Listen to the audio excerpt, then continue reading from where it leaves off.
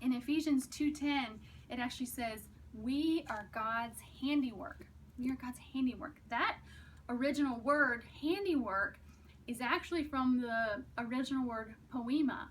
And it kind of sounds like one of our English words, right? It actually was the beginning of our word poem. So it says we are God's poem. So I think there's just such, scripture is telling us that we are God's art. We are God's art. We are like a masterpiece. We are a masterpiece to him. Each one very unique. I think about, and it does say that your works are wonderful. Scripture says you're wonderful just the way you are. You know, that hair color you have, you know, those eyes of yours, the freckles you might have really long legs, or you might have really short legs, and they're all something that God gave you. He said he knit you together and you are wonderfully made.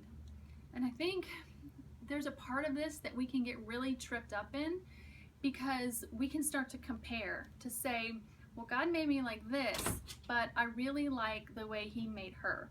And I want to just tell you, when I was a teenager, I really struggled with comparison. I would walk in a room and I would scan the other girls that were in the room, and a lot of times I did not feel like I measured up. There would be one girl who I wish my jeans fit like hers. I wish I had her hair color. I wish I had her blue eyes.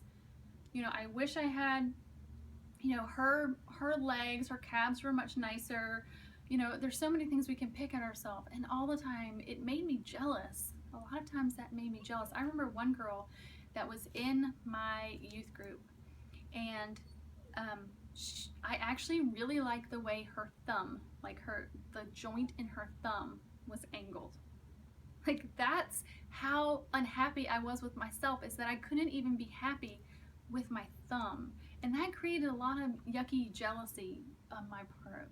And at other times when I would go in and I would compare, and sometimes I would say, yeah, and this is really embarrassing for me to say now, it's, you know, I am prettier than her, I'm skinnier than her, like just whatever it might be, that icky stuff that we do, and that causes a lot of icky pride, right? That causes a lot of icky pride. And so comparison never really gets us very far. It either takes us to that jealousy place, or it takes us to that place of pride.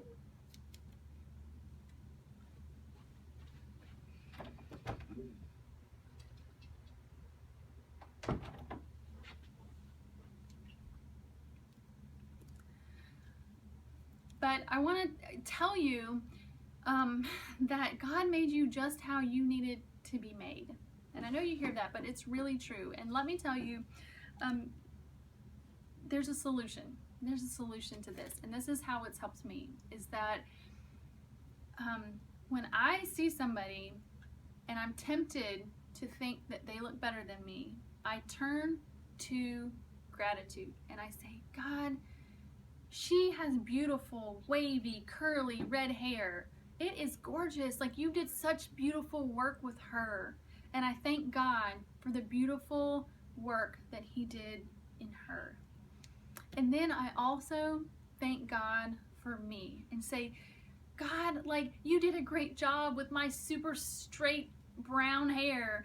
And I thank God for the way he made me, because not one person is going to be able to look like all the different things. So you have to get to the point where you're thanking God for the particular type of glory and nature and beauty that he chose for you. And all the other people, you just thank God for the other beauty that you see. So every time I see somebody that I tend to be jealous, I just thank God for them. I say, God, that's beautiful. That is beautiful work that you did with her, and thank you for her. And so that has really helped me get rid of the pride and get rid of the jealousy. It's just to be really thankful for the beauty that he has given to me, whether I like it or not. Like my thumb, what I realized is that as I've grown up, I now work for Wells Fargo, and I am a computer programmer, so I spend a lot of time on the computer. Bella is winning out again. So as for my thumb, like there's gonna be things that you just don't like about yourself, but what I've realized is God gave me this thumb. I work for Wells Fargo and I'm a computer programmer, and so I'm typing all the time, and it's really good to be really fast at that.